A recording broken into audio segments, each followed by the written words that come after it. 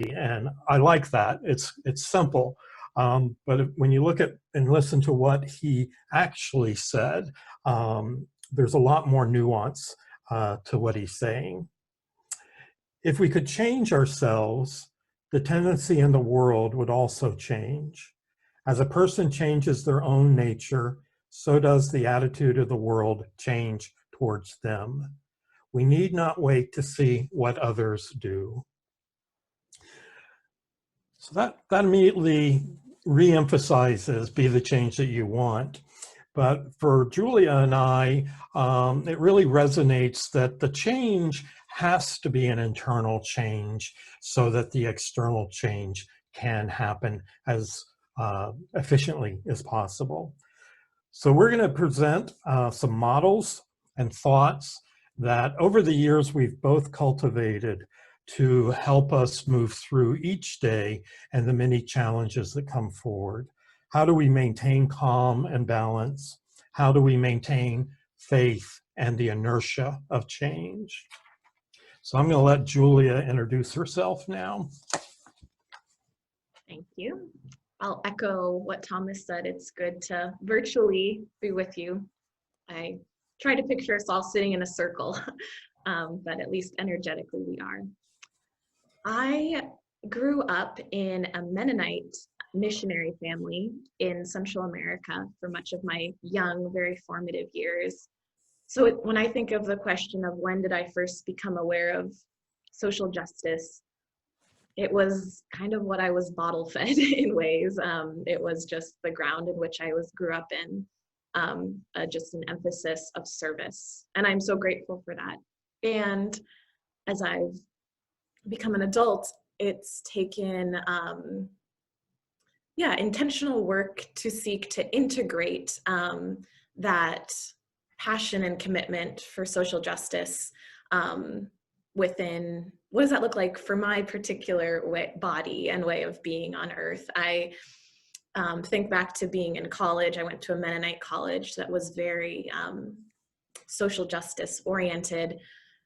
And my young 20s, I was in several activist communities, and I did the classic burnout several times, actually.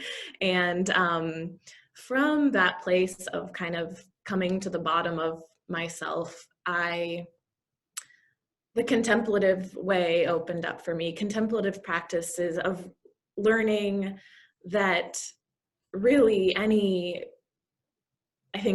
learning to slowly take off the weight I felt on my shoulders of the changing the world was sitting right here.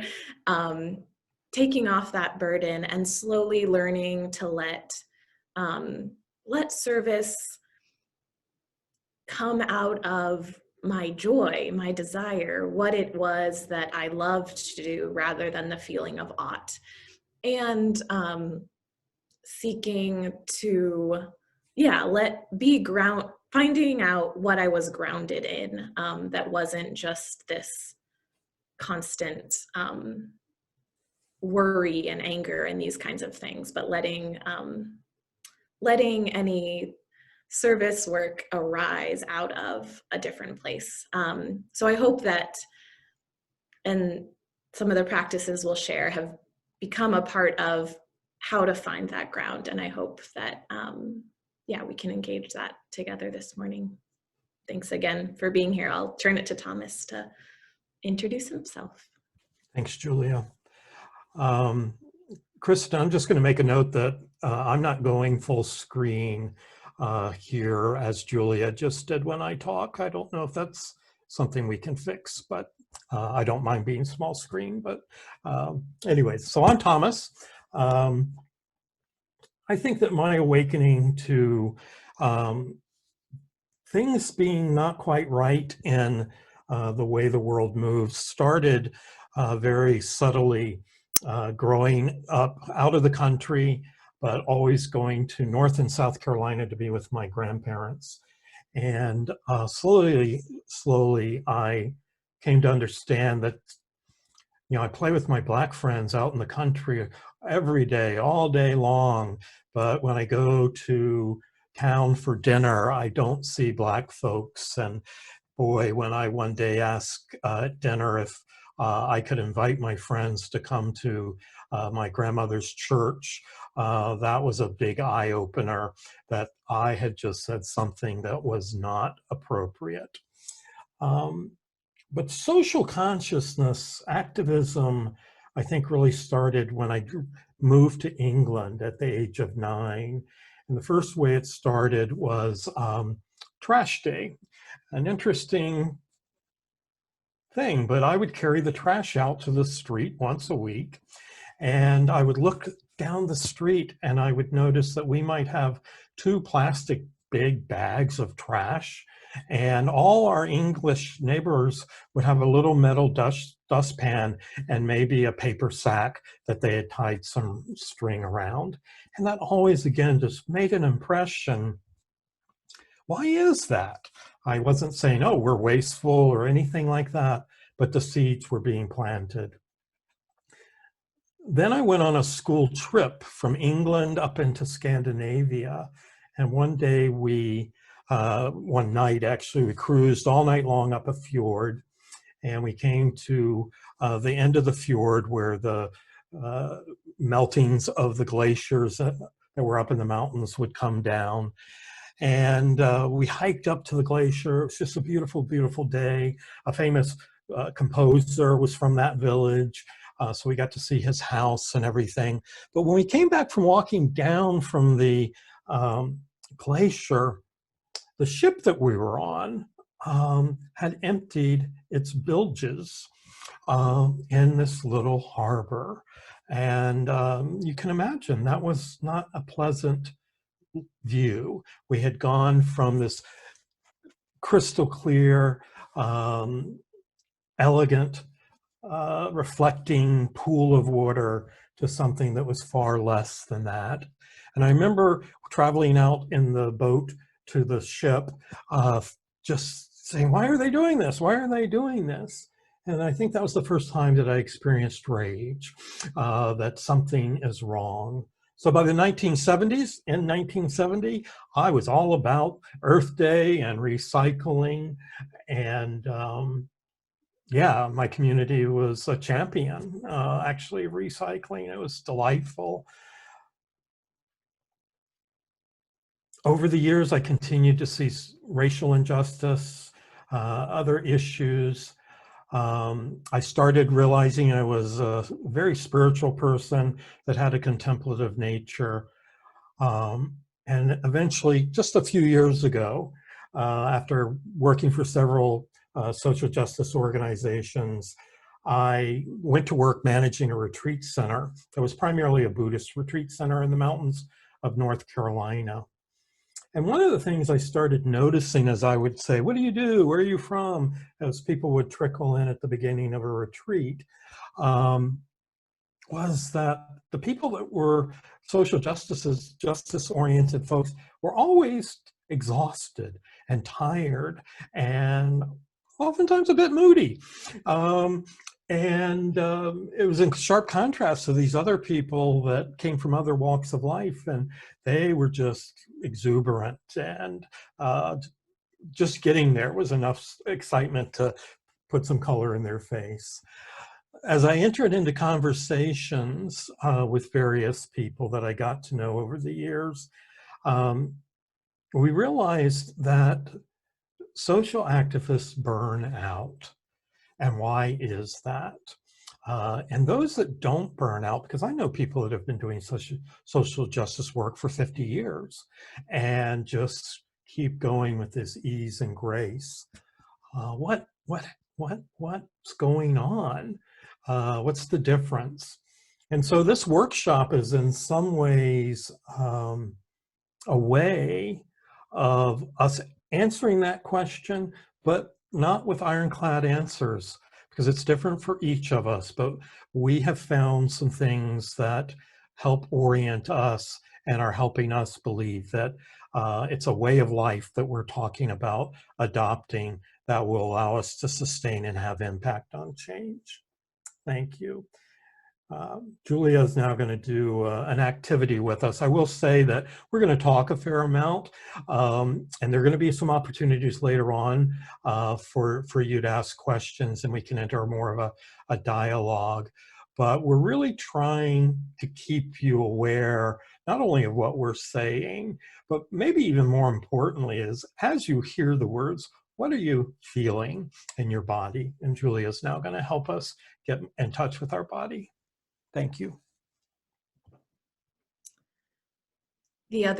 As Thomas and I have been preparing for this, we kept coming back to the body, just this deep sense from the Gandhi quote that, yes, we must deeply within ourselves embody the change that we want. And a lot of that, we need to first really be in touch, in tune with what is happening within our muscles, cells, tissues. And so I invite you to join me I'm going to lead us in a body scan, guided meditation to ground together in this moment and to help you become aware of your bodies. So I invite you to put your feet on the floor and sit in a posture that is comfortable for you, but not, rigid. I'm sitting straight now, but just what's relaxed and comfortable. And close your eyes if that's comfortable to you, or turn off the video, whatever can make this a place that you can enter your body, enter a different way of listening. So as you feel your feet on the ground, I invite you to imagine what extends below your feet.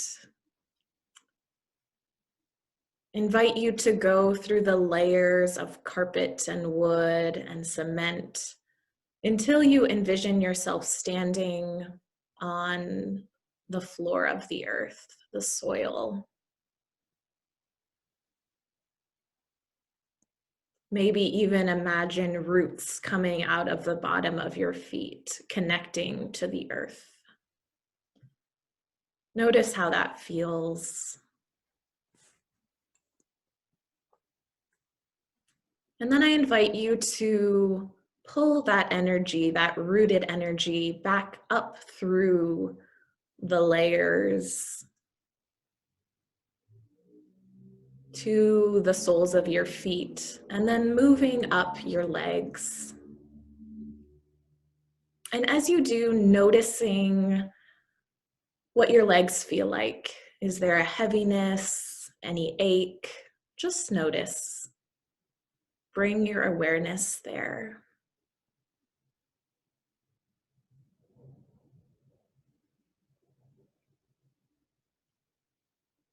And continue moving up your legs, maybe pausing at your knees, a place where some of us feel ache. And traveling up to your sit bones, that place of rooted connection, where we begin to travel up the spine, our trunk, the core. Notice what it feels like to be aware of your spinal column and the way it connects as you're sitting.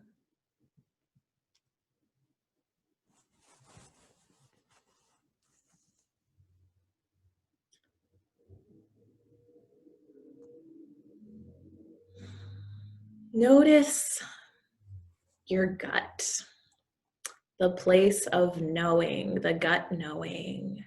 And what is it your gut, your belly is saying today? We often associate words with that, churning, tension. What do you notice? Just breathe into the noticing.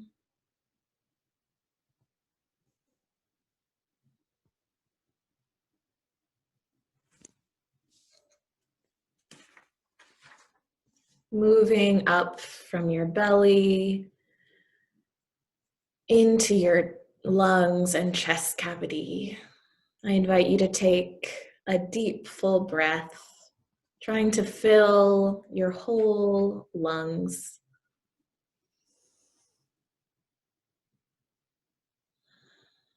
Breathe in and out, maybe again.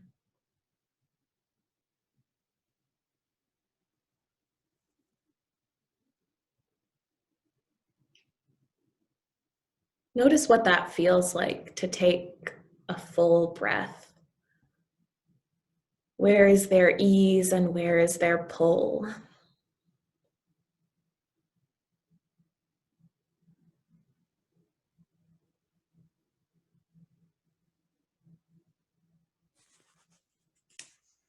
Now bring your attention to the beating heart above your lungs. Maybe you even put your hand on your heart. Our heart that aches, that breaks, that holds. The place we symbolize the holding of so much of our emotion. What do you notice as you bring attention to your heart and the whole chest cavity?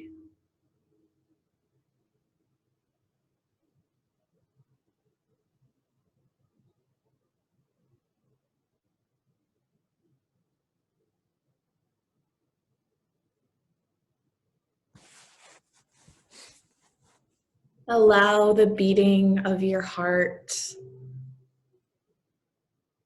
to send you to the shoulders, this place that many of us hold the most of our tension. Bring a gentle awareness here. Maybe you want to move your hand that was on your heart onto your shoulders. Or just bring an awareness to whatever might be sitting there.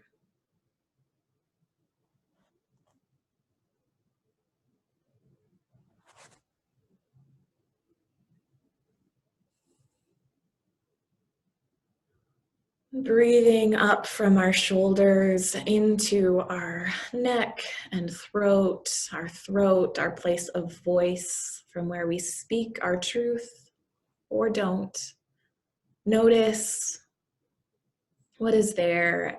Is there constriction? Is there open flow?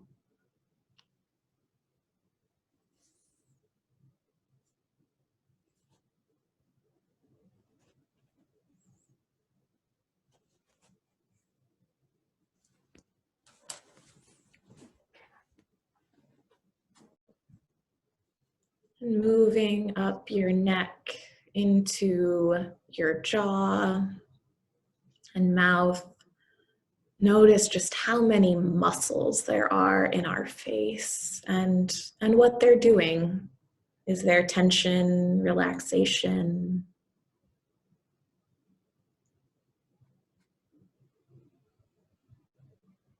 How those muscles travel up to your brow, to the space behind your eyes. What does that space, that cavity feel like?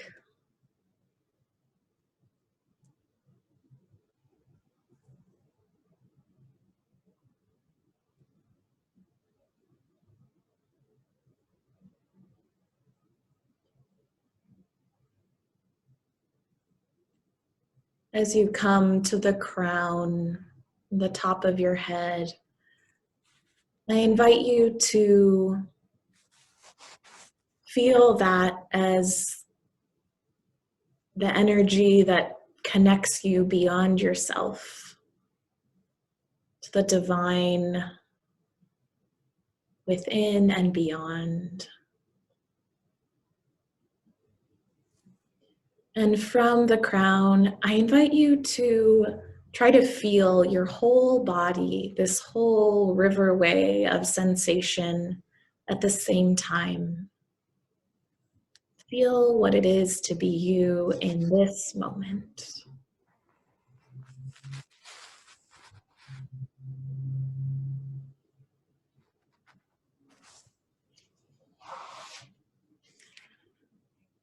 I invite you to stay in this place of awareness as I read one of my poems. And as I read, I invite you to really hear the words from your body. My poems know what my body knows, that beyond the churned mass of loyal neural roads, there is a field where lupins grow.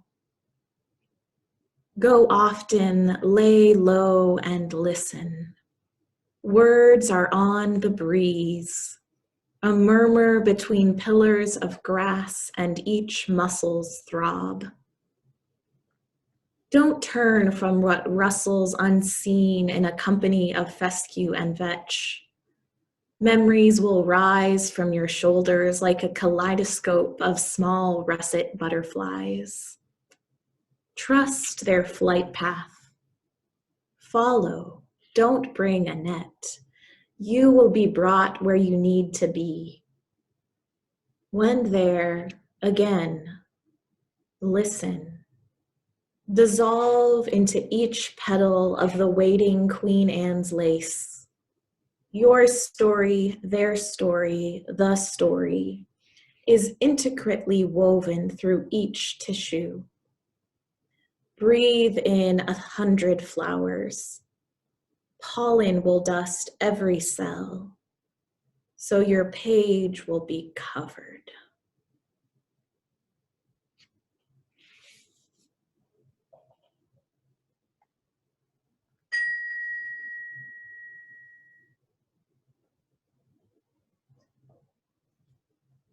I invite you all to come back, but don't also.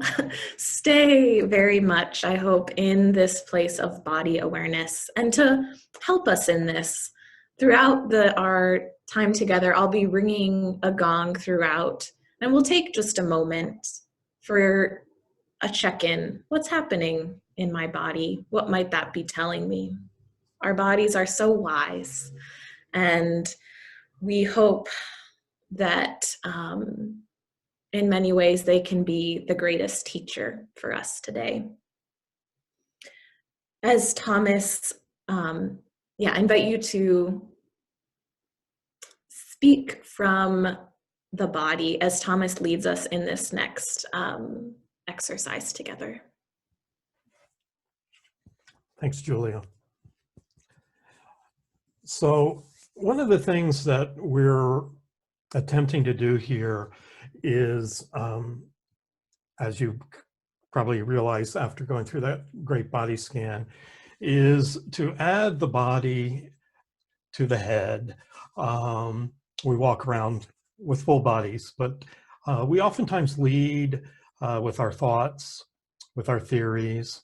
And though those things are really important, we believe in activism. What we do and how we listen to our bodies is really important. You can actually build muscle memory that is cellular, that we all have automatic responses. We can replace some of those responses to things which might be more productive in how we present ourselves out there in the world of social injustice and oppression. So I'm going to invite everybody to unmute their screens right now. And what we're going to do is, you probably have seen in movies, a psychologist holds up an ink blot and the patient says what it is. Well, we're going to build on that in that I've got 6 questions here, and I'm going to ask that you respond to that question with one or two words? The first, what at first came into your mind? So that we don't all clump together in this process, someone's going to speak and unmute themselves. And then the next person, we just kind of leave a little pause and another person speak, just so that we can hopefully hear each voice, which gives you greater awareness and us greater awareness of the people that are here. Really, no more than two words. What first thought?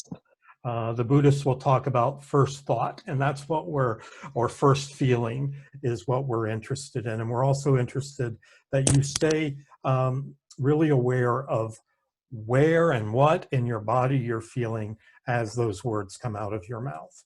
So the first question is, what do you love most about being alive on Earth today?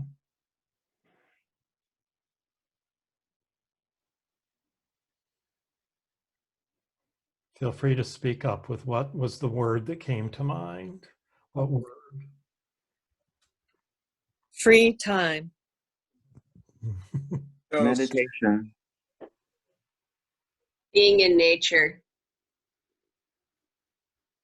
Breathing. Awareness. Challenge. Warmer weather.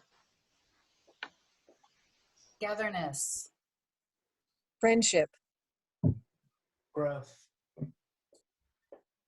Birds. Community. People.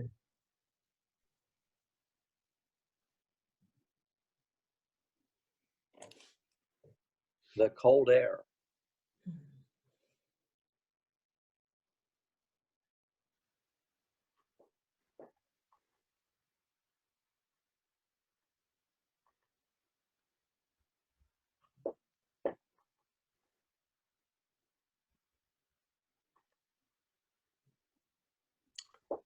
Okay, the second question, what do you fear most about being alive on Earth today?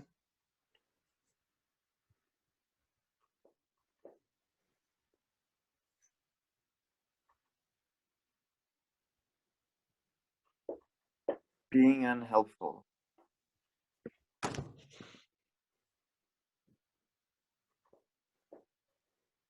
Pain. Failure.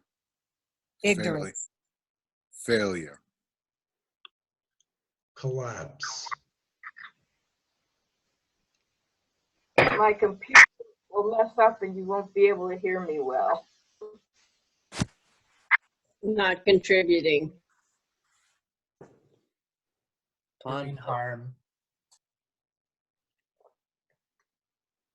Hate. Injustice. Poverty.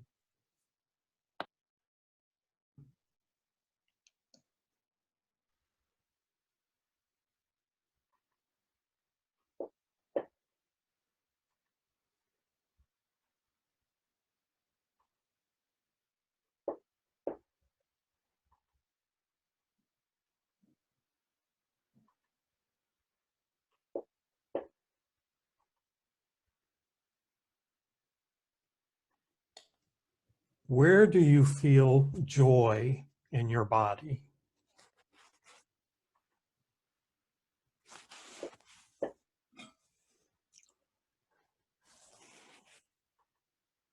My belly. Heart. Arms.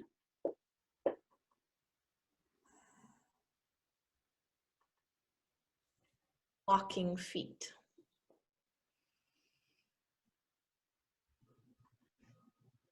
Heart. Legs. Lance, could you repeat? Heart. Thank you. Chest. Crown of my head. Top of my head.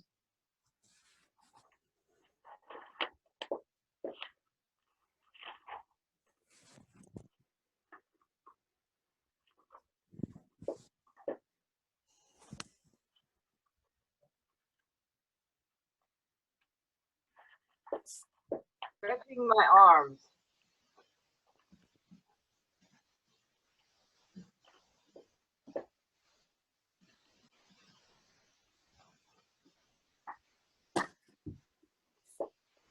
My bladder.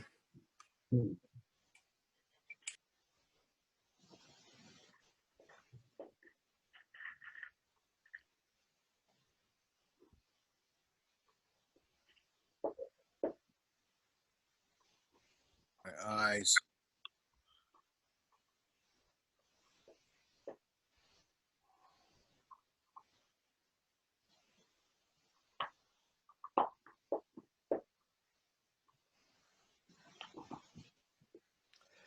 Where do you grieve in your body?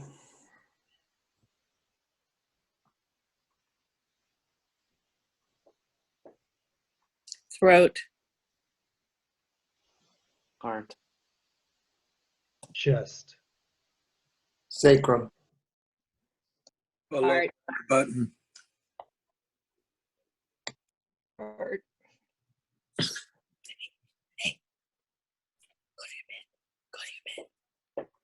Neck. Head. Eyes. Shoulders. Shoulders. Belly.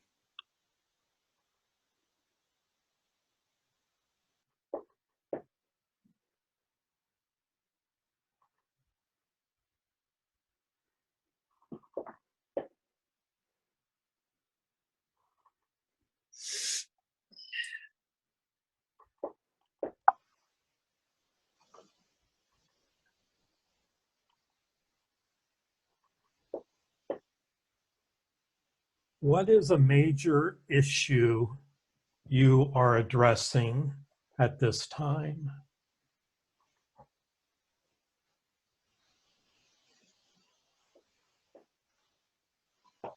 Vocation and employment. Caregiving. What's next? Death. Too much. To whom? Despair. Reconnecting.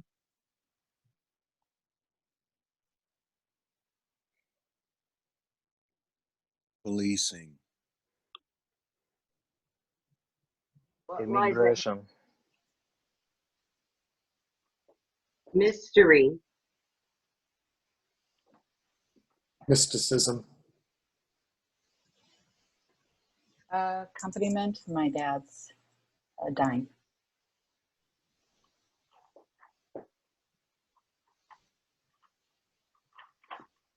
Too much free time.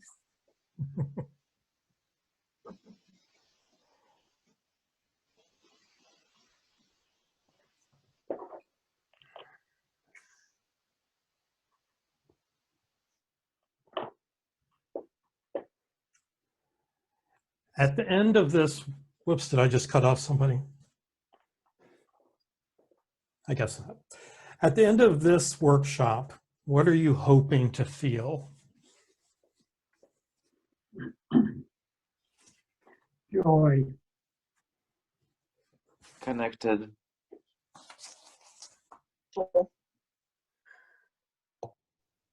Relax. Clarity. Connected. Companionship. Inspired. Better. Relief. Calm.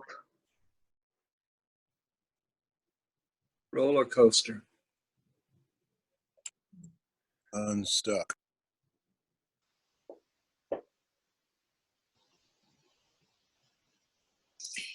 No expectations.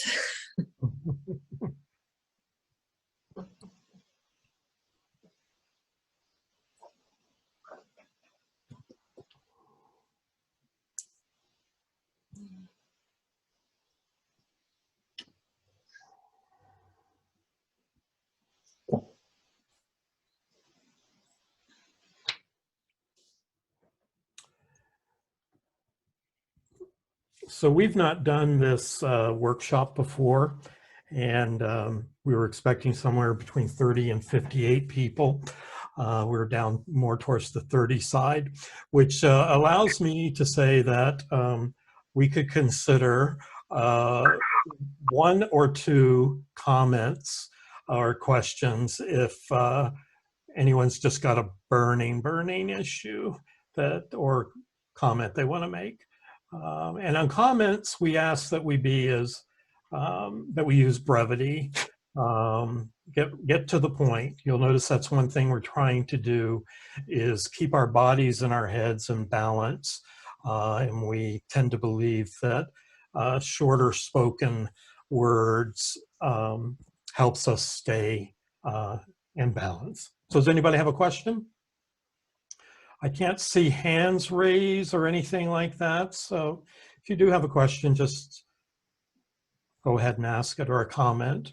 We're open to both.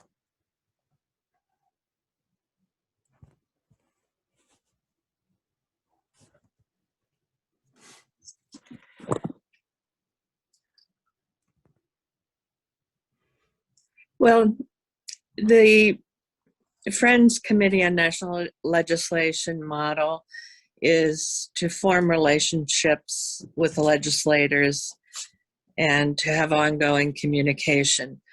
In Indiana, that's not working too well. Often ignored or not even having meetings.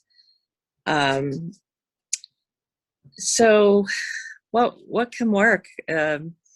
I understand to unite spirituality and activism, but when that doesn't work, when something like that doesn't work, what does? I don't know if that's appropriate for this workshop, but it's on my mind because people very dedicated have said they're done meeting, more dedicated than me, and it's making me think.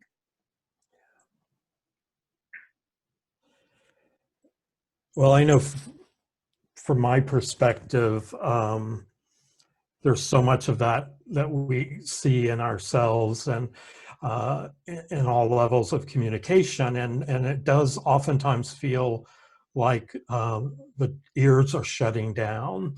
But presence, nonetheless, I still think is really important. It's one thing to dismiss words. It's another thing to dismiss a body that keeps standing in my hallway. And the state capitals still are open to us. But we're going to touch on a few other things that maybe will address that. I'm not trying to dodge that question because certainly our ability to influence legislation is really, really important. We can't break down systems that are not fair and just without doing it legislatively for a larger group of people. But sometimes something out of the ordinary that is done can just break a fracture of a second, and the person doesn't come with their automatic knee-jerk response because you didn't come with your automatic knee position. That's something that comes off the top of my head. So, any other questions? One more. I'm being encouraged by my partner to move on. So if there's not a question, I'm going to move on. And we're going to put a slide up now. I worked for a number of years in roles as facilitators. You all heard, I'm sure, about low and high ropes courses. And I worked primarily with low ropes activities because low rope activities demand that a group work together in order to be able to be successful. And success can at any given time be defined in differing ways. And the core for a facilitator is to move a group and each individual in a group through three states. We all are relatively comfortable right now. Comfort is our default, that we go through time and space in comfort, though some of us have less comfort than others. It can be painful. It can be that they're an oppressed minority, always being pounded at by the dominant system. But comfort is a steady state that we tend to want to go back to. But it's actually when we're stretched by a situation, by a conversation, that change occurs. It's in the stretch zone that growth occurs. And so back to Donna's question, how can we stretch what already exists, whether it's resistance or receptivity? How can we slowly keep stretching? And then all of us have a panic spot. And when you're facilitating someone walking across the rope bridge and you see that panic set in, it's real important to get out of panic. In social justice work, we primarily stay in stretched and panic. We're stretched because takes so much time, so much energy. We sacrifice family, friends, even work to show up. And panic to me translates to it's not going to change. We see something that horrifies us. The grief is too strong. And rarely do we get back to comfort. And so one of the things, again, we're always encouraging in this particular model, we're encouraging to find a balance where we're in comfort and we're stretching and get out of panic as quickly as possible when it sets in.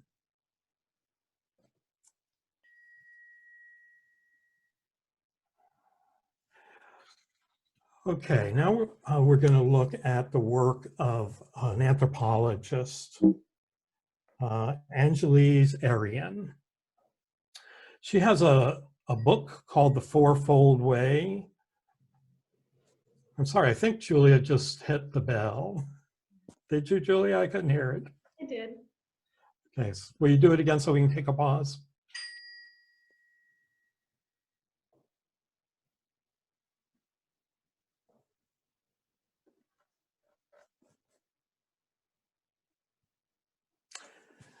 So Angelise Arian is a Spanish anthropologist, though I think she resides in the United States a great deal of the time. And over the years, she started seeing patterns in cultures, tribes, that she would consider part of the wisdom way. Another thing that's called is the perennial way. And contemplation is deeply engaged in things that have moved through time. Time has tested them. And what she began to see were there were 4 archetypes that showed up in a functioning wisdom culture. Wisdom being that they're deep-rooted ways of moving through time and space that have a relative degree of receptivity from the group. So the first was the warrior. And the warrior is a person who always is showing up and always chooses to be present. And there is a difference between being present and showing up. I could show up this morning and not really want to be here, not really looking at the notes that I have in front of me, not paying attention to what Julia's saying, and I would be compromising showing up. So showing up and being present is what the warrior shows. The second thing is there's a healer usually in a wisdom culture, and they're the person that pays attention and oftentimes pays attention in ways that the norm, the majority of the group do not use, and they speak from that place. There's in our lives now, there are lots of people providing alternative ways of healing in the literal sense, but also speaking from a different place. The third is the visionary, and they are the people that we oftentimes consider far-fetched. There are many people that at the time they were speaking were certainly not given the respect that they're given now, as time has shown that they were speaking truth. And truth speakers who speak without blame or judgment, and this, again, could go back to the previous question. How are we speaking to people is very important. And then the fourth is the teacher.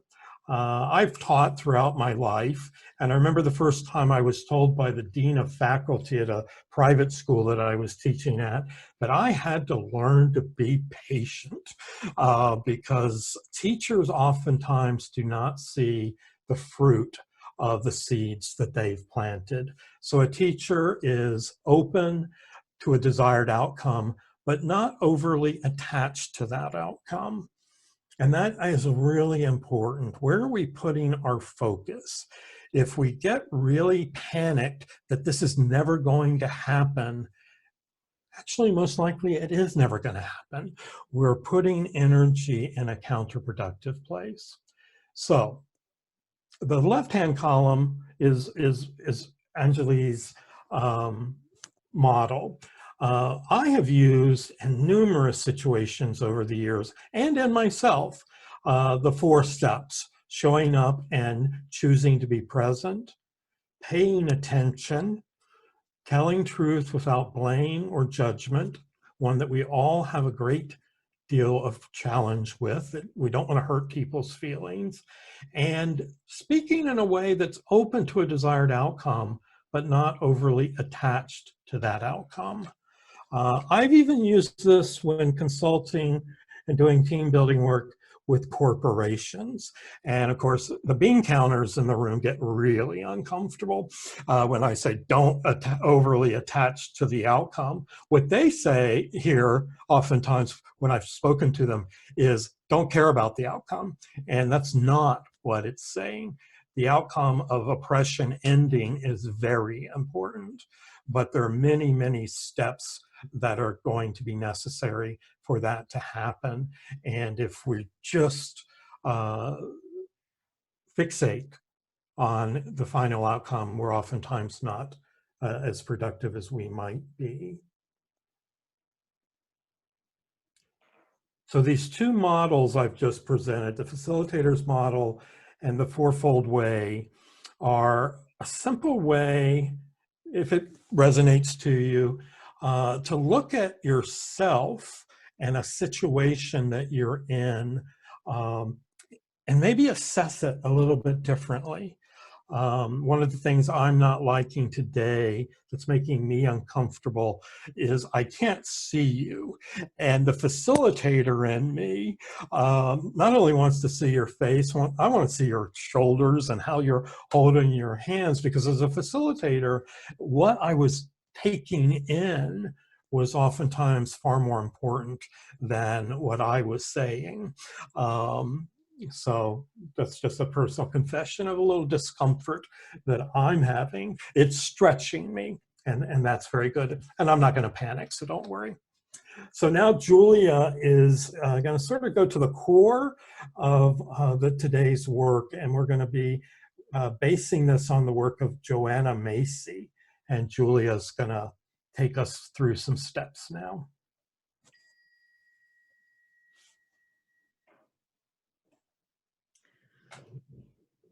Several years ago, I got to participate in several workshops led by Joanna Macy's group on the work that reconnects, that's really seeking to help us to, I think, do a lot of what we've been talking about, to be more aware, conscious as we seek to engage the work that reconnects, to help in this time of, she calls it the great turning we're in, turning from the industrial growth society to another way of being on earth.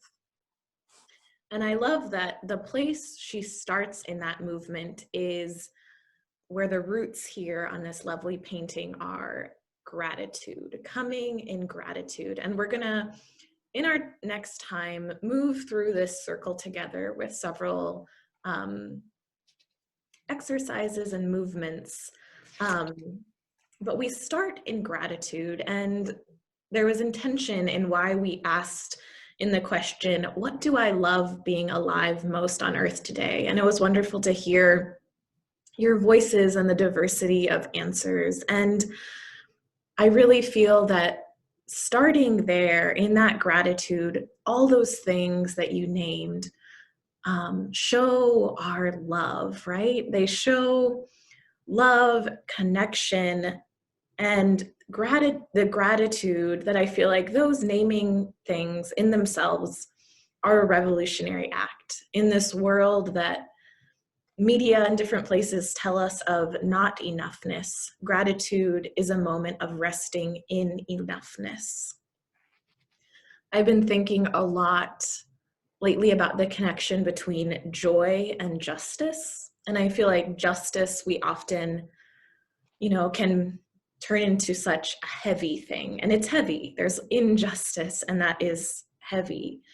And joy and justice, it's out of our love, our joy, that the desire for justice comes. We have to know what we love to know where our energies go.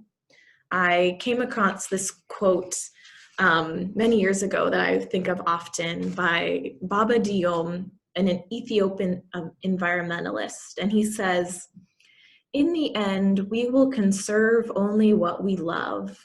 We will love only what we know, and we will understand only what we are taught." So thinking through that, what is it that we're spending our time loving and knowing, and how is that informing where our energies are going? And how is that, like turning that phrase also onto myself? How am I loving myself, knowing myself, learning myself, and that the gratitude flows from that self-knowing and love? That maybe joy is the justice that we first must give ourselves in order to have any hope of contributing to the justice work around us. So I invite you into just do a little exercise with me of gratitude, to imagine, close your eyes if you wish, and just think of, maybe it's the thing you named, what you love most being alive on earth. And I invite you to come up with something tangible connected to that. If you said breathing, thinking of when you've been outside lately and the coolness of the air has been in your lungs. Or maybe you said connection. Where have you felt that connection with another person or with yourself?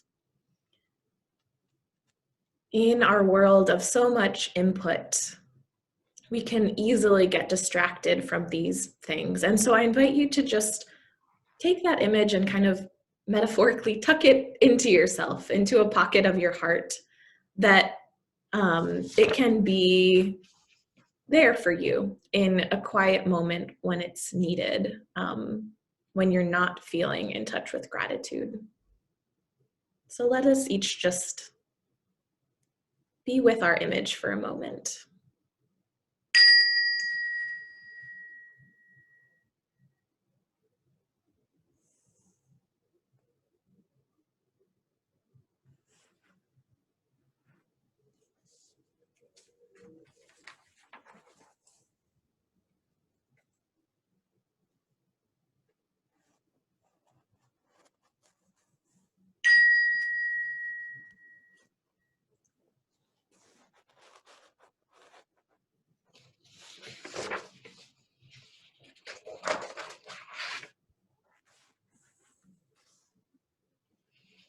as we move around the circle, from gratitude, we honor our pain. So as has already been implied, our loving is connected to the places that we are aware of grief.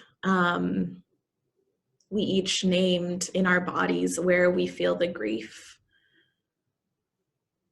where, yeah, there is collective, individual and collective pain. And I feel like especially in 2020, we've each, the immensity of the pain some days has felt like an avalanche. We're each aware of so much.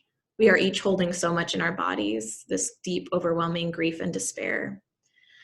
And I love in this slide that's up, the ways that it shows how our pain is directly connected to our love and our hope. So what's in the inner circle, our anger is connected to, underneath it, our passion for justice.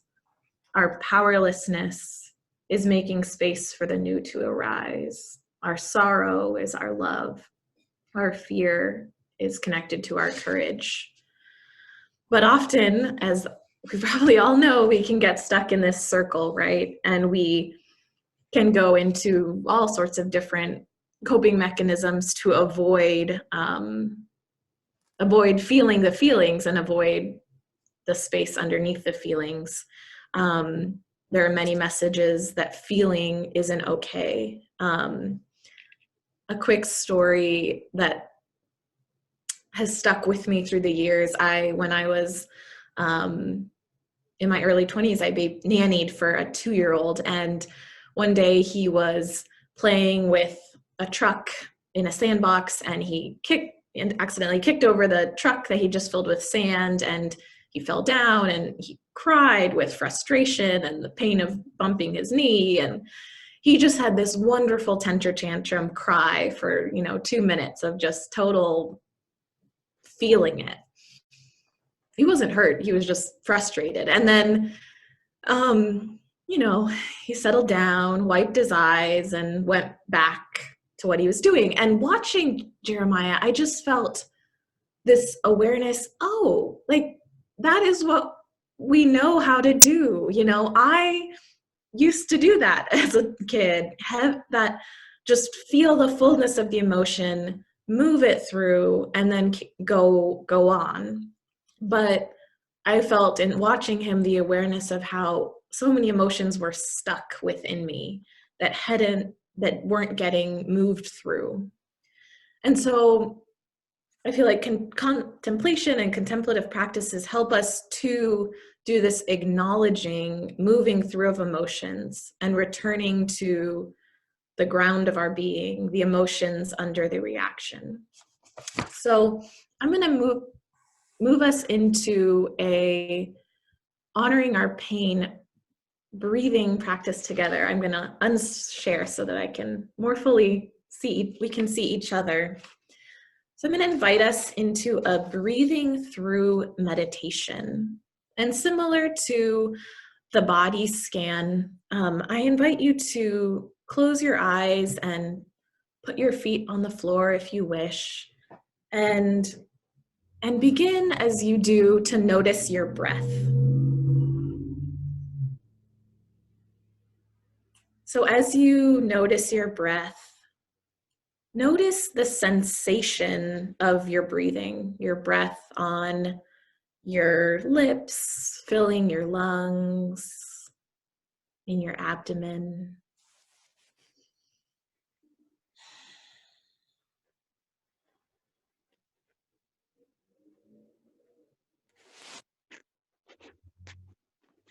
And notice how your breath, you're not telling yourself to breathe. You're breathing, you know how to do this. You aren't deciding to breathe in and out. It's just happening.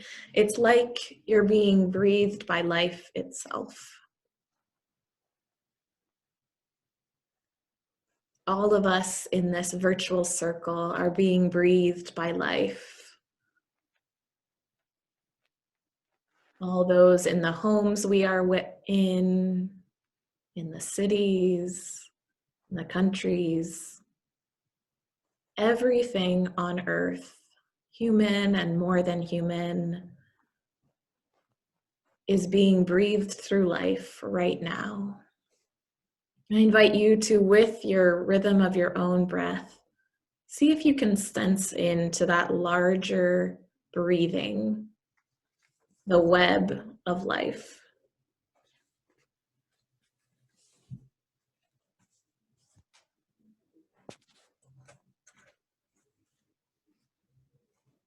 Within the rhythm of your breath, I invite you to open yourself to some of the images that come into your mind of the suffering that you are aware of.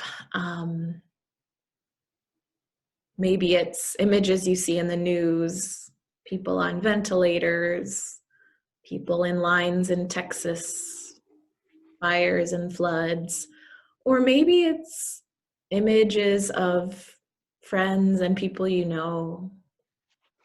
Whatever it is, see, let these images rise, and instead of turning away, see if you can relax, and as they rise in your mind, take them into your breath.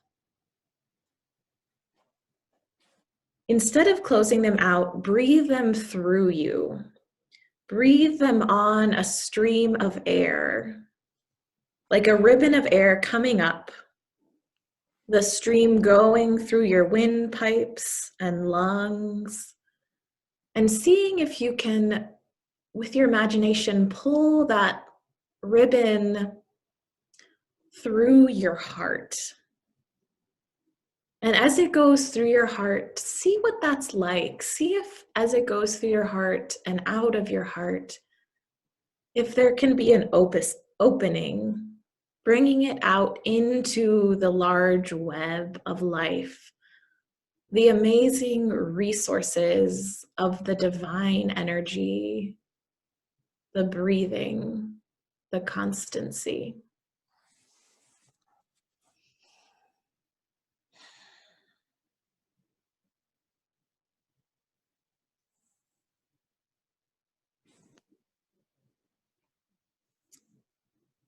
We enhance our compassion by letting these things flow through us, not sandbagging them within.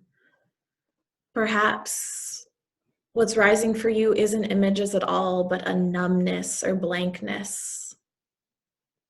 Pull that through your breath, through your heart as well.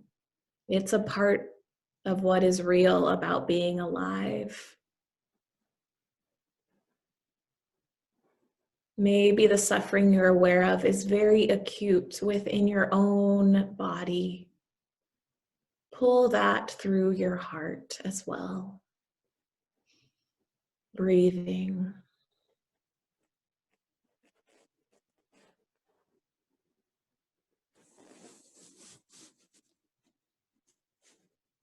The incredible thing about our hearts is as we let them break, as we let them feel, they actually expand and get bigger. There is unlimited vastness.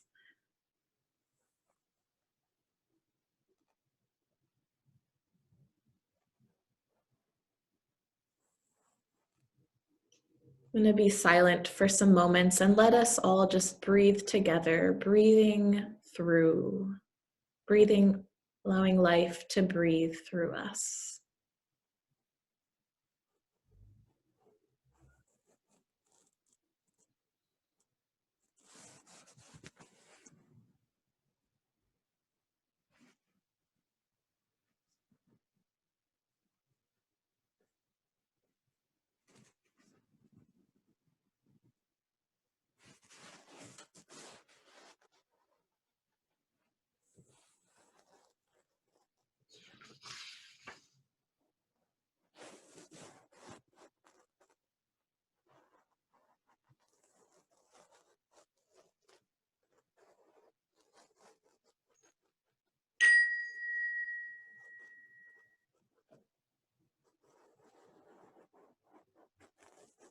As we come out of this practice, our breath keeps going. And the beautiful thing about our friend, the breath, is that this is something that we can do in any moment. Listening to the news or washing the dishes. Your body has an imprint of this practice now. And so to carry forth this allowing things to be felt and moved through. And I like that Joanna Macy, as she shares this practice, talks that this practice isn't one to simply cope with pain and grief, but it's an awareness practice that is a preparatory practice. It's preparing the soil of ourselves for movement, whatever that may be. And in that movement, I will turn it over to Thomas as we move around the circle to seeing with new eyes. Thanks, Julia. I'm going to rattle off a few vignettes that are all based in time that I spent.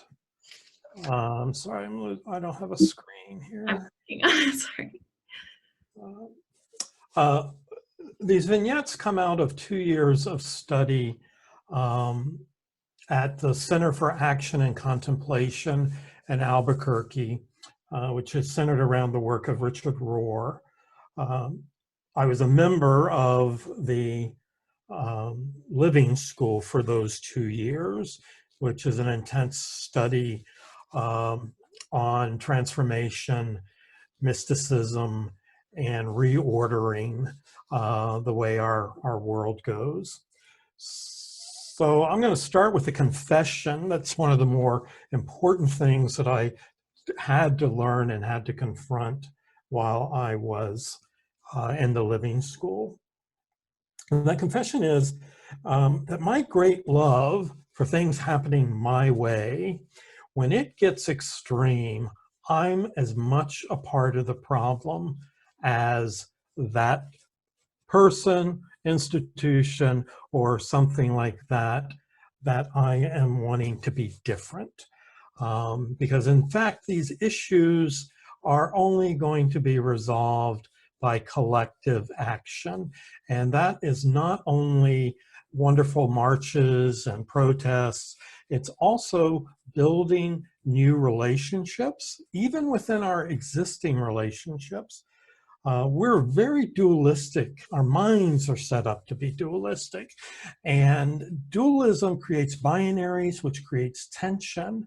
And tension is good. My finger cannot move without tension. But the type of tension that we're seeing in this country right now is not good. And we have to start with ourselves and looking at what is going on in myself that may be contributing to the problem. Cynthia Bourgeot, she was here in 2014. Some of you, I think, were there. Has something called the third way. And this diagram before you is, with a limited keyboard, my attempt to kind of show what are the three ways. The first, A, is one of the ways we're seeing all over the country right now. It is, I don't know if people can see my hands, I can't see myself. It's this. We're just going at each other face to face on protest lines, politically, all of these places. And this is what war becomes. This is what escalates and escalates. The second thing is we bypass each other. We just dismiss the legitimacy of anything about that other group of people, and we just pass each other. Likewise, if our goal is to maximize the size of influence of people coming together, if we're passing each other and dismissing each other, it's not going to be helpful. Now we'll see those squiggly lines all represent just be different. The third way is seeking reinvention, inviting cycles of moving through the older order and the current disorder to a new order, remembering that everybody's got to be included in that new order. Certainly the oppressed people want to be included, but what do we do about people that are oppressors? We have to figure this out. Being non-dualistic in mind frame, you know, the word but and either or are mottos for dualism. Either or is better than but, because but usually is, oh, I agree with you, but here's this over here that is equally important. What happens, even in your relationships at home, when someone states a different opinion, that when you state your differing opinion, you just say, and, I hear you, I honor that, and I would like you to hear and honor what I am saying. Begins to make a place of listening with truly open ears and not writing a mental rebuttal while we're listening. I know I do that when someone's really irritating me. I'm not really listening to them. I'm already deciding what I'm going to throw back at them. And if they're doing the same thing, pretty soon neither of us even remembers what it was we were talking about. I'm sure you've been in arguments where 20 minutes into it, if someone said, "What started this?" you might not be able to answer what was the actual original point. When people are talking to us, especially about difficult things, reflect back to them what you heard and allow them to correct you if what they don't think you're hearing what they have to say. This happens quite regularly, and we'll tell somebody, well, what you really were saying. Well, how can we say what someone's really thinking or feeling? Try to stay away from that. And remember, we all need to get to the new place. How we do that is, I think, oftentimes what comes out of contemplation, because in ways it helps us change our look at the world. So now I'm going to tell you about, real quickly, a couple of situations that occurred at the Living School. One was that on my first week in Albuquerque, we did these intensive weeks. There was a panel discussion of current or recent students. At the Living School, you don't graduate, they send you out. So the other students had just been sent out the night before, and they were talking to us about what it was like to be a student there. And they could approach it however they wanted to, but these are some of the ones that really resonate in my being here 2 years later. One was of a woman who had actually traveled to England to represent the Living School and the Center for Action and Contemplation in an event. And on her first night in England, she was raped. It was devastating for her. She was alone, she was stressed, she was feeling the trauma in her body.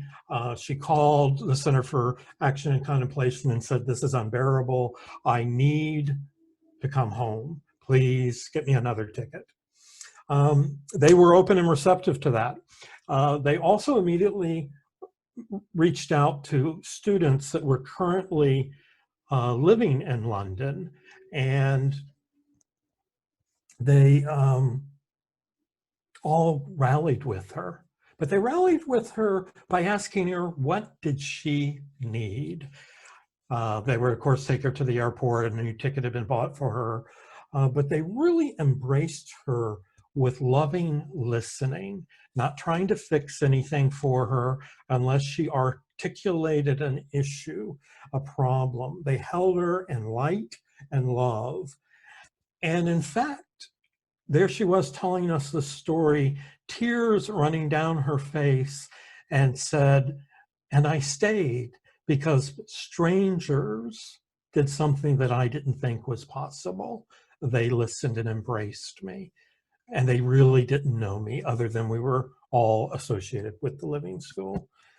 Very, very powerful example of what compassionate listening can do, even when the person we're listening to might be saying things that we don't appreciate. Other people on that panel, people of color, in many different ways, just said how hard it was to be surrounded by so many white people in close proximity, knowing that we were all there for a common purpose, but still feeling like their experience was not understood, that a Black person or a Latino's experiences of spirituality might be very different. That stood out for me. Now, a year later, to the credit of the CAC and the Living School, and they've got a long ways to go, they had hired a principal faculty member who was Black, a scholar, a writer, a former president of the seminary, and a very articulate person about growing up and living as a Black person in this country. The institution responded, not perfectly in any way, but oftentimes we don't realize there is action that needs to occur even from us as well as the other party.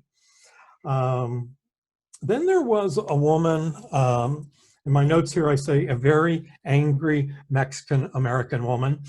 She knows that I refer to her this way in a story, this story. Her anger was, again, not being heard. People looking at her in the face, but not being able to hear from her perspective what she was saying. So part of contemplation is learning to listen differently. The most powerful thing she said was at a different panel discussion a year later, when she had been hired to be part of this CAC's development of a solidarity curriculum to help all of us look at issues that stop us from uniting. And these were, populations that generally were trying to work together, but we became really aware of all the obstacles we carried within ourselves. And she said, in conclusion to a talk she gave us, "You whites don't get it." And the majority of us in that room were white. "This is not changing anytime soon. You cannot save us. We cannot be saved by you." Now, she used the word "but," and I'm going to say "but," even though it sets up a dualism. We want you to walk with us on our turf, on our terms. Follow us. Don't lead us. Just be with us. Change your life to join our way of life. Now that goes back to the Gandhi quote. It's the change we make within ourselves. And in some situations, it's really hard to understand how's that work? But if we're not asking that question, sometimes we're not, well, many times, we're not going to find the answer.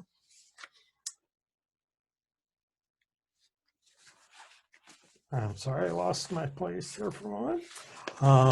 The other thing that Richard Rohr talks a lot about institutional change is that when institutions lose the ability or the willingness to look at themselves, to really ask hard and honest questions, and he considers a group of two or more an institution, a friendship is an institution, that what happens when we lose the ability to self-inspect, we end up ultimately becoming part of the problem, because if we're not looking at ourselves, what we're implying is it's only those outside of us or structures outside of us that are contributing to oppression and injustice.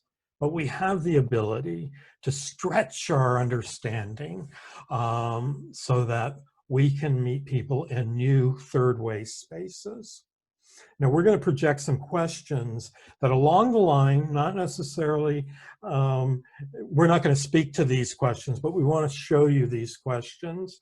And what we want you to do is, as you read these questions, monitor what's making you feel comfortable, what's stretching you, what might be making you so uncomfortable you just want to get out of the room, and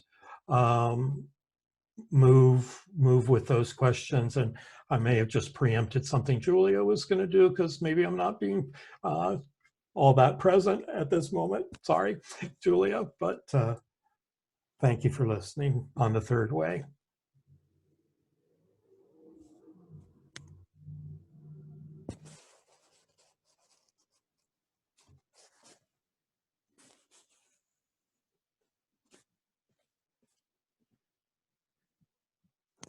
Maybe I'll invite it wasn't what you were going to do. I think it's what I was going to do. I think it's what you're going to do.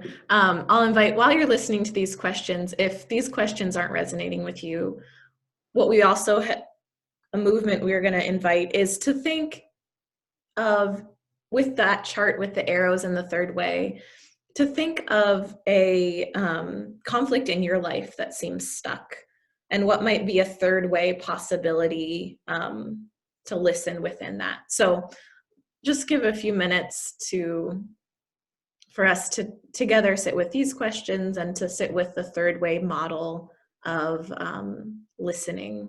I think they all weave together. So take a moment for that.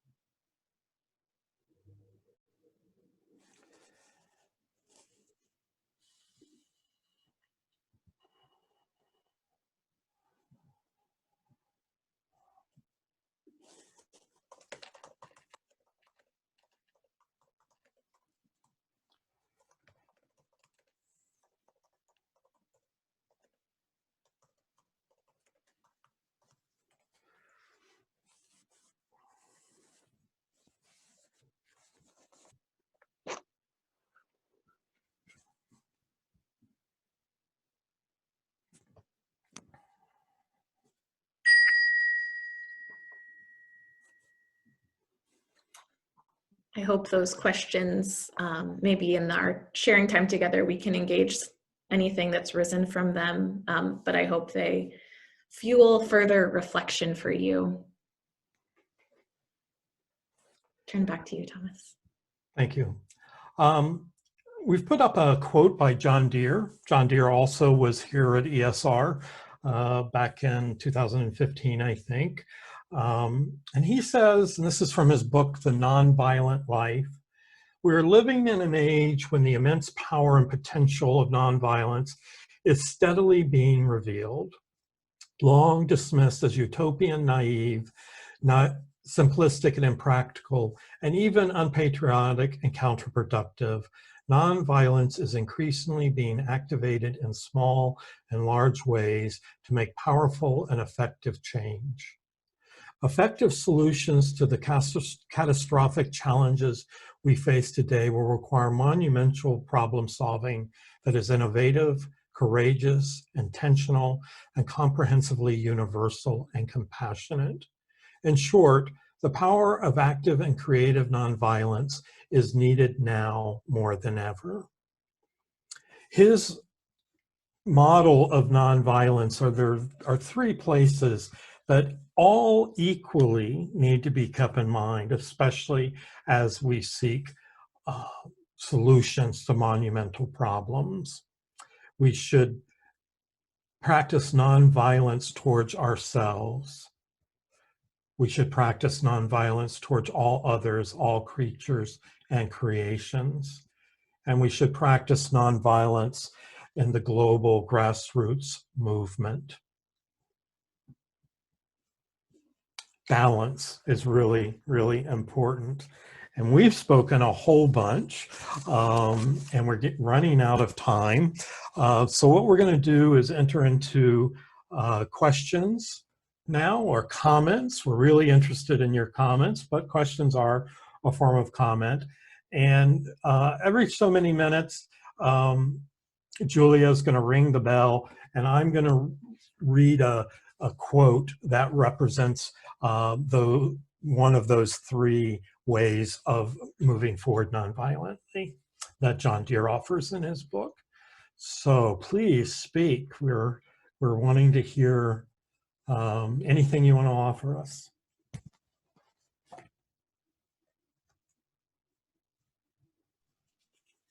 So I'm doing a meditation teacher training with Lauren Roche, where the idea is to just sit with whatever your body calls for you to sit with.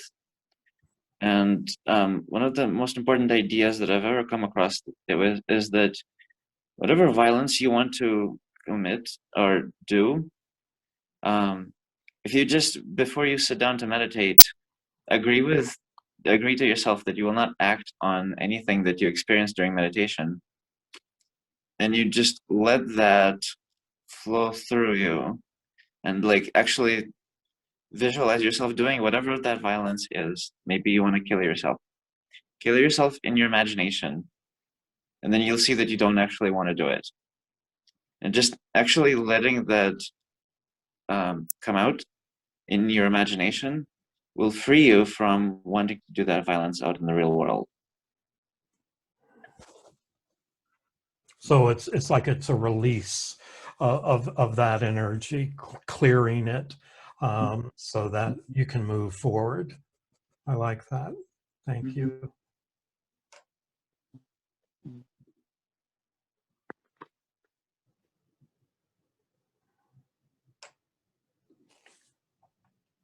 Yeah, Christine. I think, yeah. Hi. Yeah, sorry, do you have feedback? Yes, there is some. Okay, let me deal with that and I'll ask things. There you go. That works.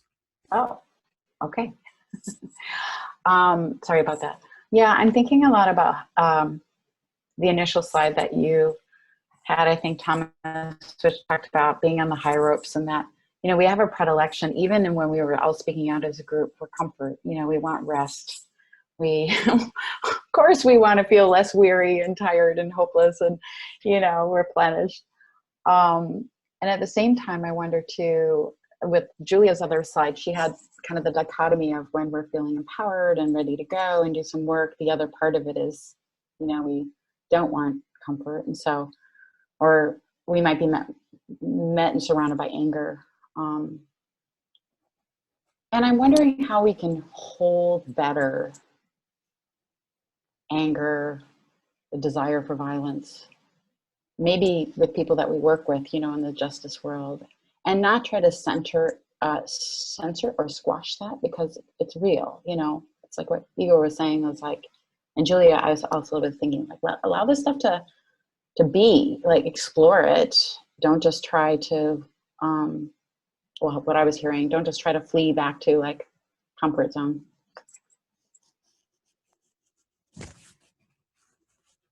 Yeah, I think of the comment that Darlene made about, you don't realize this isn't ending for a long time. One of the things that happens for me in my practice is my perspective broadens to understand that at the same time, the minute something that I might do is very important. It's part of, if enough actions add up, something changes.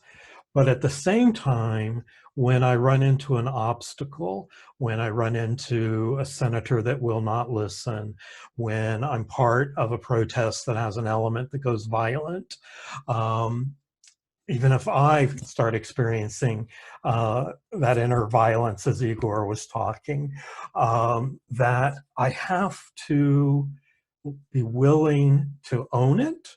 I have to be willing to engage what that's saying about me, not in a place of judgment and condemnation, but as a place of, this is hard stuff, and this stuff has to be acknowledged. Anytime I can sort of flatten the horizon a little bit more by widening it, I think these binaries that we so easily live in start to diminish. They become more manageable. If I go back to comfort, you know, and I can do that when I get really frustrated, you know, give me a bag of potato chips and I'll be happy, you know, then that's not going to help.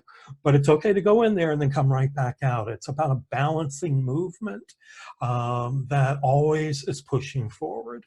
That to me is the outcome that we want is what pushes us forward, but because we don't overly attach to this big outcome, we can cherish with gratitude the small things that are happening. Sitting here hearing good people talk is motivating for me, you know, to say, oh, I'm not the only one that has these questions or these shortcomings. We have to build different communities that help us be more human, because the solution's got to be human, you know, and that includes the person that I just can't stand to hear, you know, on the news. How do I do that, you know, type thing. Thank you. Yeah, I would just, I guess, lift up too that sometimes I think we confuse nonviolence with the erasure of anger. I so agree. I so agree. Nonviolence is not passive. It's aggressive. It's just not violent. You know, and I think we know what those acts of violence are we're talking about versus when we're just angry. I'm a follower of the example of Jesus. He got angry, you know, and we hold to that all these thousands of years later as a great example of the direction we're supposed to head as followers. You know, so yeah, it's not passive. You so nicely put that there, Kristen, excuse me. I also really like to think of anger as really, it's a clarifying emotion often for me of like, what is it that I am committed to? Yeah, it can really clarify where your energy is. And that's a wonderful thing, not a problem. I have a question for the both of you. Knowing my personality in the world of, and Thomas, I think, you know, so, you know, you've known my personality for a while. I am not a long game player. That's not where my gifts are. So if you need someone for immediate and direct action, that's me, right? And coming up with immediate crisis type solutions to a situation, that's me. But when one gets into the parts of activism where it's best to play the long game, my soul begins to rot because I have difficulty managing. There's nothing wrong going on in the long game. I'm just talking about my personality in the long game. Am I making any sense? Oh, totally. Pardon me? I said totally. Oh, yeah. Okay. Yeah. So do you have any recommendations, either one of you, for a book to read or some introduction of a way or whatever, for those of us who are a little more aggressive or a little more cantankerous or a little less, I could care less if people like me or not, you know, but I need something to help in the long game. I find the Joanna Macy's book, Active Hope, and she talks about this, the work that reconnects that I talked about. But what I'm thinking of specifically, and I can try to find the specifics for you, is she really, what was freeing to me is just how she lays out how we are all needed. We need how you describe yourself, April, that immediacy, and we also need the long haul, and we need the poets and the art. We need all those pieces, and but she also, I think, pushes in it how to challenge ourselves to not be what we're not, but to see how, what I think you're trying to say, like exactly, challenge ourselves beyond that. So her work comes to mind. Okay, because the soul rot does not come from it's not anyone's fault. Right. It's my struggles with dealing with the different types, knowing that the other tactics are probably best, but then how do I remain in and remain calm? Yeah, I love that question, April, and I think I get polar about that. I move from one to the other, at different periods of time in my life. I think just acknowledging it as you are is really important, and becoming aware of that. And we have to partner, so finding that person who's long game, working with them, dialoguing with them, finding ways that we can find that balance. But also I think about the type of activities, so you're raring to go. And there's lots of organizations that need raring to go in from energy, and finding those and channeling yourself there without feeling any guilt for the things that means you're not going to do. Be at peace with it, be in balance, and keep articulating it. Igor made a comment: if you avoid the conflict to keep the peace, you start a war inside yourself, and we do not need that. Right. I am, be nonviolent towards oneself. Oh man, I feel that one probably 100 times a day. We have to be at peace with what we're doing. It has to be stretching us, but it also has to fit within what we're capable of. And the more we can be honest and pinpoint specific about what we really can do, the more powerful we become. Because we're not dissipating the energy. We're just saying, here it comes. You want those lunches out? I'm going to get those lunches out. You want someone to stand on that corner every Friday at 4 o'clock? I'll do it. That one probably would stretch you, because then you're saying, well, what's this really doing?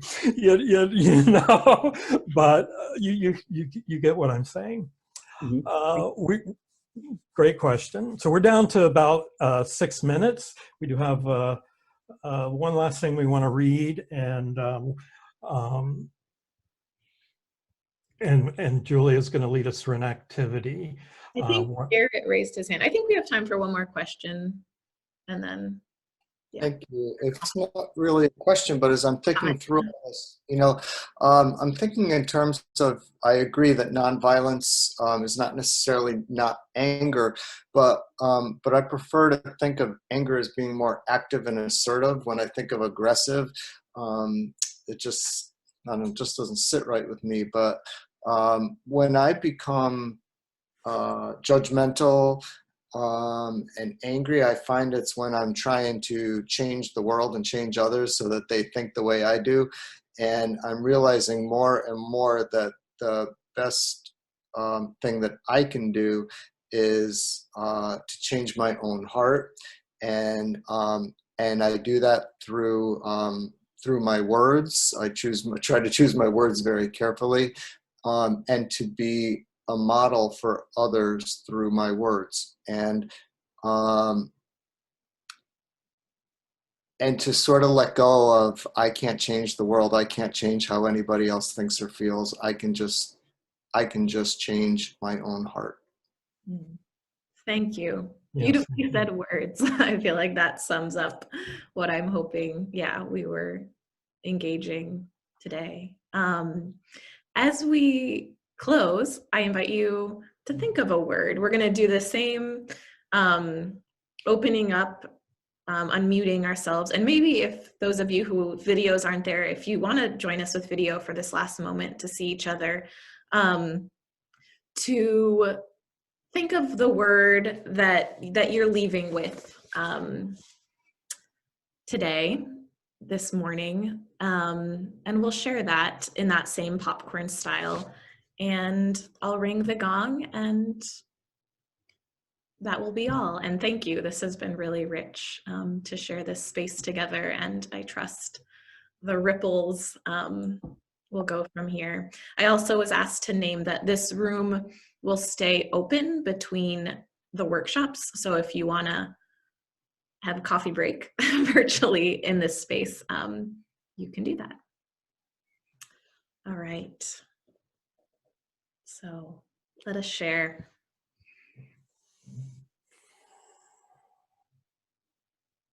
Gratitude and pleasure.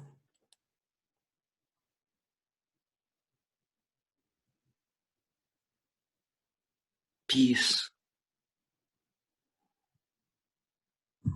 Howard. Hope. Encouraging. Hunger. Challenge.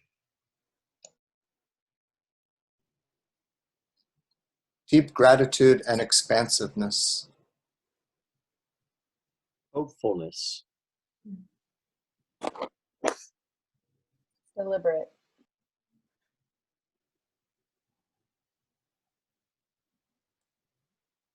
I'll say encouraging also. Honored. Gratitude.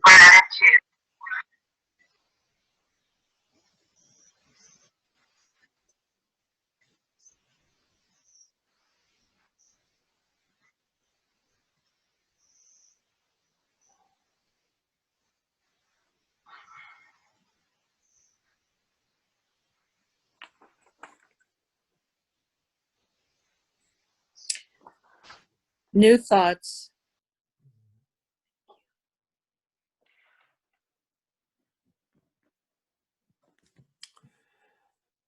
We are at the time of closing. Just want to say that we appreciate greatly your presence and your participation, both verbally and just by being energetically present and cooperative to what we ask you to do. There is, the next session is at 12:30 Eastern Standard Time, and it's Katie Breslin who will be speaking on Who Shall I Send? Power Mapping Congressional, sorry, I lost it, Congressional Relationships. I'm in no hurry to leave. This Zoom link is staying open all the way to 12:30.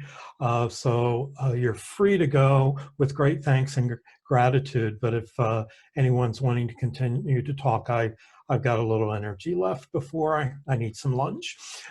So thank you so much. And yeah, I can't tell you how much touching this is and what an honor it is for Julia and I to have a time to speak to you and hear from you. So thank you.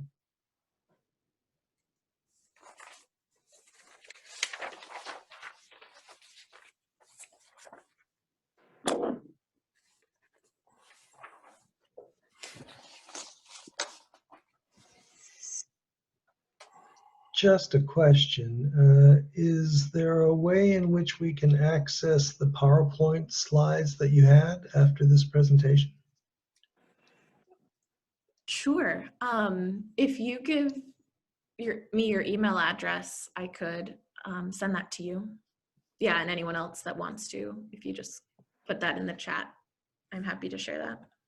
And we can try to link some of where we got some of those resources from, or the books and authors. Kristen is saying that Oh, good. we can make available in a final email to everyone what we've used resource-wise, PowerPoint-wise, things like that. So Cool. So I'll we'll do that. Mhm.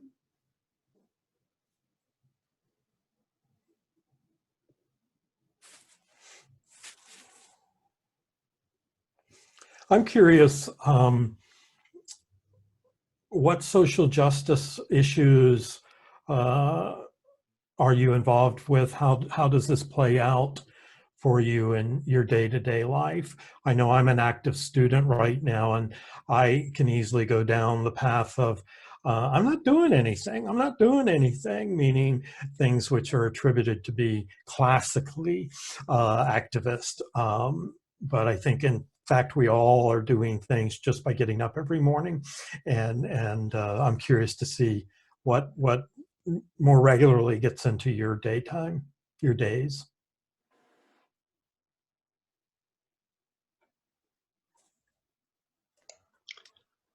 Support for sexual and gender minorities,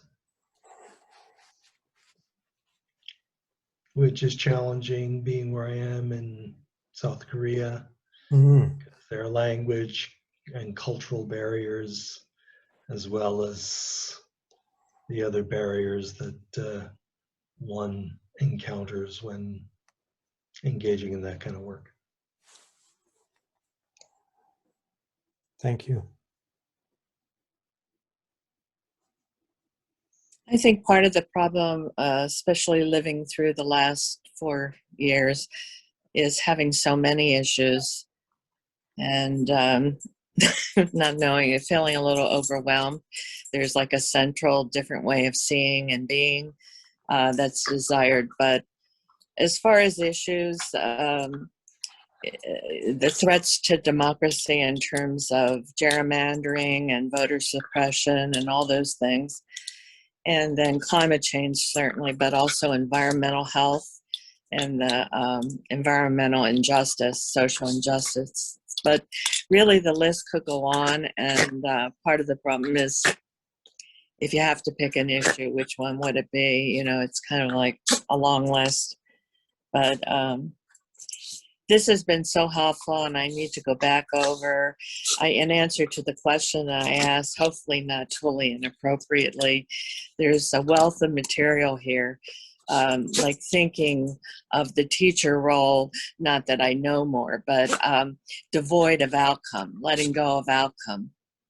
And in that process, even maybe you don't get them to say it's a legislator, you don't get them to vote a certain way, you still have held a space, which was in the other model, and you know, and not so powerless. So thank you so much. It's just a wealth of material and very, very helpful. Sure, you're welcome, and don't hesitate to reach out to myself, and I'm sure it's true for Julia too. If you have questions or want to dialogue or want some. Are you at ESR? I'm at ESR and the Theopoetics and Writing program. Oh. Julia is in the same program, but she's a Bethany student. We're both finishing up this semester. Yeah, but yeah, don't hesitate to reach out. Thanks. I live across the street from Earl. Okay. Oh, great. Southwest Day, so I'm right here. A neighbor. All right. Thank you. Thank you. We're on college, so. Lovely. I'm a Bonner Scholar at Earlham, and it's just been really wonderful to hear what you all have been talking about today. It's been really inspiring. I'm currently looking for internships or just employment opportunities at nonprofits for this summer, especially related to social justice work and just activism and advocacy. So if you all have any sort of something like that you all are aware of, it would be really great if you could share that with me.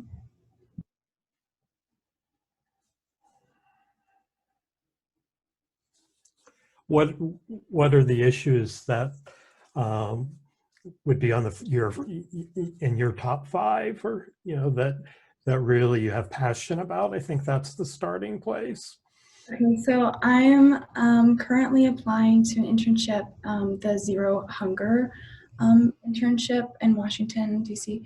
And I think anything kind of like that I would be very interested in, and I'm open to anything. I'm just really passionate, and I just want to like be able to make changes, even if it's in the long term. So anything that you think is like that, I would be open to. And are you Midwest, East Coast bound, or? No, I'm very open to anywhere. Mm-hmm. Yeah, I know Julia's got some great experience in food justice issues. I don't know if there's something that pops to her mind that comes out. I think it's important, and I don't have anything that's like immediately coming out, but I think it's important to try to make yourself the best fit you can, unless you're intentionally trying to make yourself uncomfortable by learning new skills that you think you should have. But otherwise, matching the passion and what motivates you to, if you want, like April was saying, she wants to be hands-on type thing. If you also want to understand policy, things like that, it's important for you to be as active as you can in narrowing down the organizations. So that's just a broad thing. But Eva, I'll keep it in mind and see if something comes up, and we can get your address through the Earlham. So. Thank you.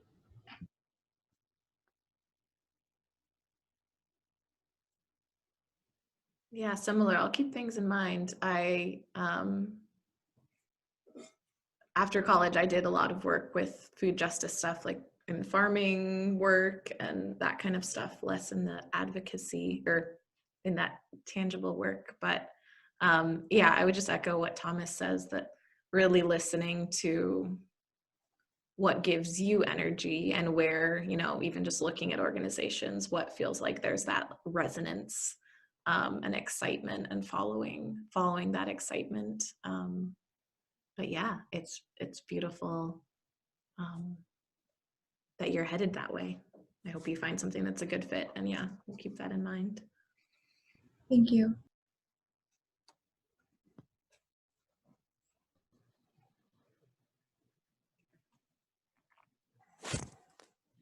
I need to go take a break, but I wanted to thank Julie and Thomas for this workshop, and it was great to see you again, Thomas. Yeah, it's great to see you, Anne. It sure is. Yeah. Thanks for showing up.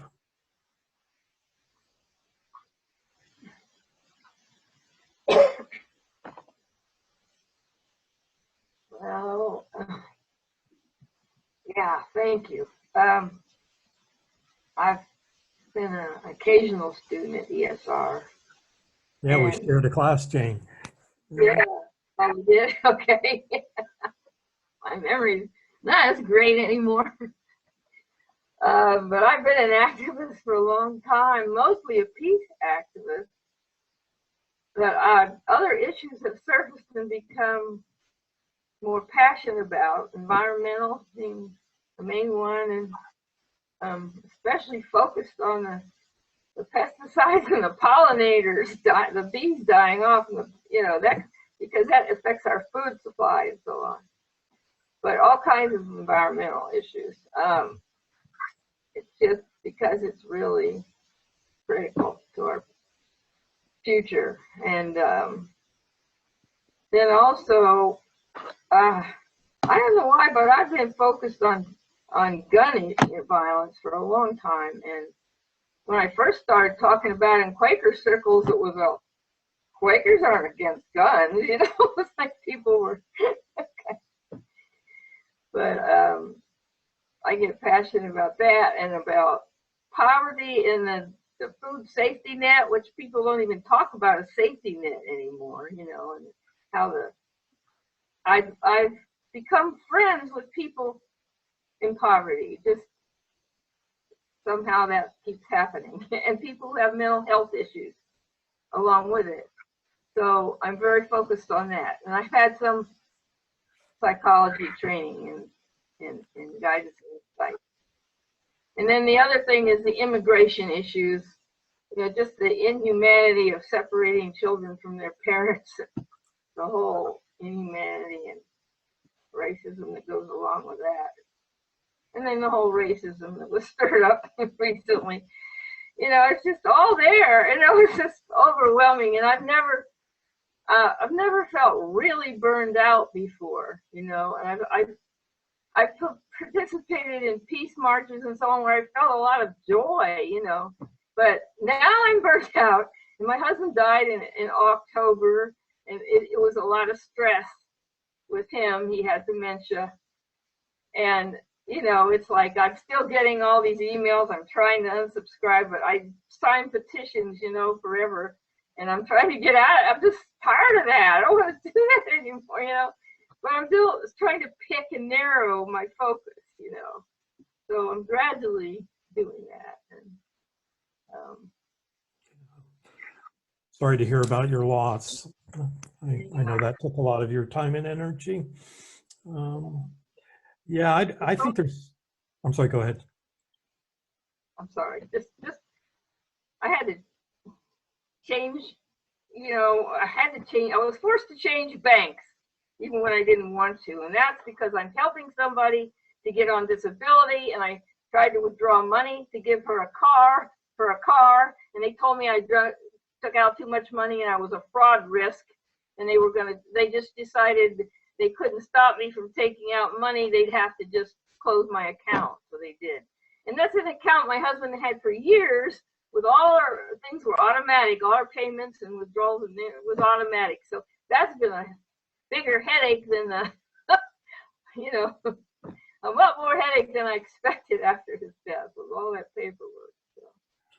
Well, I can have empathy there. We're caught in some banking nightmarish stuff also right now, and it just it's yeah, they're not user-friendly systems, that's for sure. You know, Ben, I've heard others saying about the same bank now that I've had my experience, you know, so U.S. Bank. You know, Ben Brazel, back around 2016, I think it was, said something that I always hold on to, that we have to pursue the issues that we have passion about, but that he was beginning to realize that as time went on, all issues will go through climate change issues, that there's nothing that climate change, the deterioration and changes in the climate will not impact. And I think, unfortunately, we're seeing it every day. And we're learning every day. Oh, you know, for the longest time we didn't say climate change; we said global warming, and now the climate, Mother Nature is saying, oh no, we also have severe cold weather that's coming your way. So I often think about that. Yeah, even though there are other issues that are really, really important to me. How do we keep pushing for climate change, positive climate change initiatives and behaviors, and because all the issues you just mentioned, Jane, are going to get more and more aggravated as people literally lose ground to flooding and migration patterns like we've never seen are going to start being everywhere. So it's important time for sure. Eva, what are you studying? I'm studying psychology with core prep and potentially public policy. Nice. Okay, good to know. I would like to be more involved with ESR as an undergraduate. I'm not super aware of everything that goes on over there. There's kind of, I don't know, maybe a disconnect. But do you have any suggestions on how I can be more involved? Well, this is an ongoing issue. I mean, I've been associated with ESR for 9 years now, and yeah, we don't know what's going on with you guys. You don't know what's going on with us, and the landscape has changed greatly because of the pandemic. There are things that I don't even get to participate in anymore because they're just not happening because they involve person to person. There is the Luminary is an announcement thing which covers both ESR, is primarily ESR and Bethany. You might contact Kristen Laws. She's facilitating our meeting right now. She's our Zoom person, and see if she can put you on our mailing list. I will drop both of those. I will drop the Luminary link in the chat in a second. Great. Thanks, Kristen. So that's helpful. That's where we keep up with information. Okay, great. Thank you so much. Yep.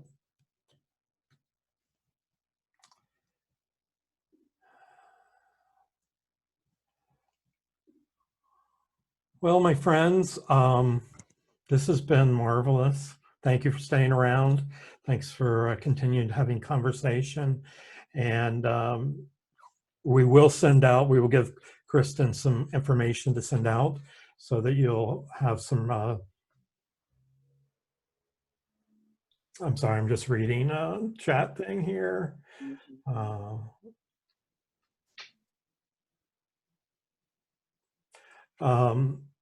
If you're, this person, there is information on the MATW and other programs, and I guess Kristen would be the person to distribute particular information if anyone is interested in that. And I've worked for admissions on and off the whole time that I've been involved, so feel free to reach out to me if you have questions. If I don't have the answers, I'll probably be able to point you to the right person. We also have an information session at 3 o'clock if anyone wants to come back for that. Thank you. And then just please feel free to attend any of the sessions this week. Yeah. So it's been great. I think we're going to ring the gong one more time if Julia's still here, and maybe she's not. But I don't have a gong. There it is. Yes. So thank you so much, and we will see you down the road, as they say.